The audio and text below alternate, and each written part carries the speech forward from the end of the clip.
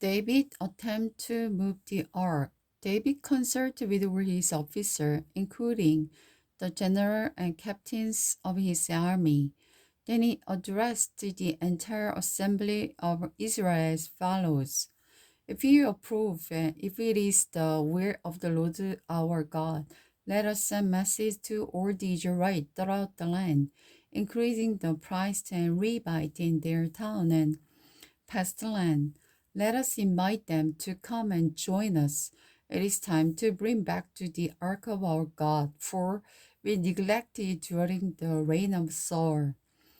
The whole assembly agreed to this, for the people could see it was a right thing to do. So David summoned all the people of Israel from one end of the country to the other to join in bringing the ark of God from the Kiryas Jearim. Then David and all Israel went to Bala of the Judah, also called the Kiryas Birim, to bring back the ark of God, which bears the name of the Lord, who is enthroned between the cherubim.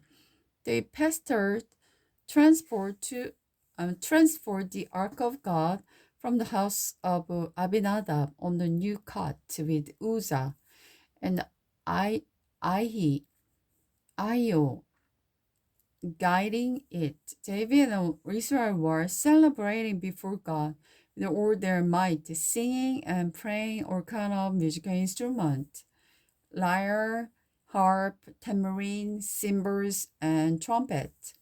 But when they arrived at the threshing floor of Nakon, the oxen trembled, and Uzzah put out his hands to steady the ark. Then the Lord's anger blazed out against Uzzah, and he struck him and died because he had laid his hands on the ark. So Uzzah died there in the presence of God. David was angry because the Lord's anger had blazed out against Uzzah.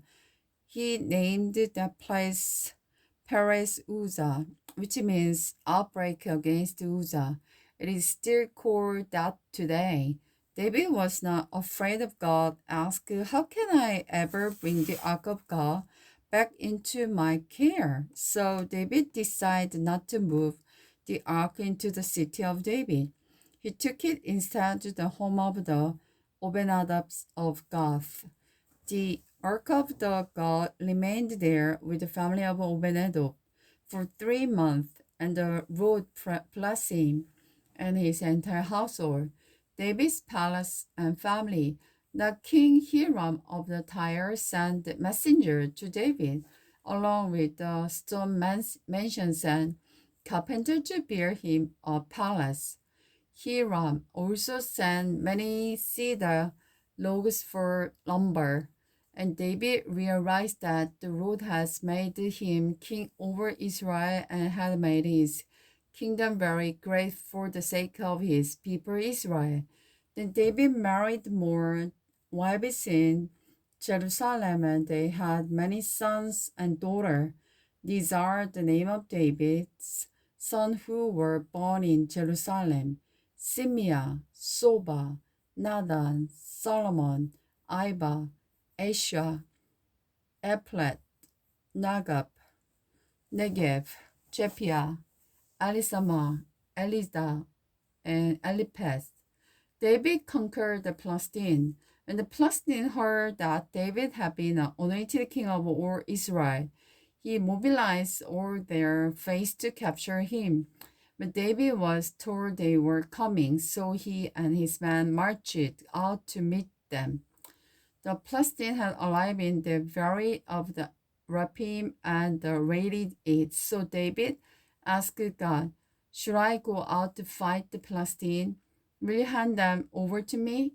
The Lord replied, yes, go ahead. I will give you the victory.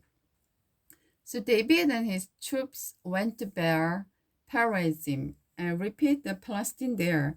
God has done it. David exclaimed, he used me to blast through my enemies like a raging flood. So the place was named Beer Perim, which means the road was burst through. The Palestinians had abandoned their idol there, so David gave order to burn them up. But after a while, the Palestinians returned and raided the valley again. And once again, David asked God what to do. Do not attack them straight on. God replied, instead, circle around behind them, attack them near the balsam tree. When you hear a sound like a marching feet in the top of the balsam tree, attack. There will be the signal that God is moving ahead of you to strike down the Philistine. So David did what God commands, and he struck down the Philistine army all the way from the Gibeon to Gezer.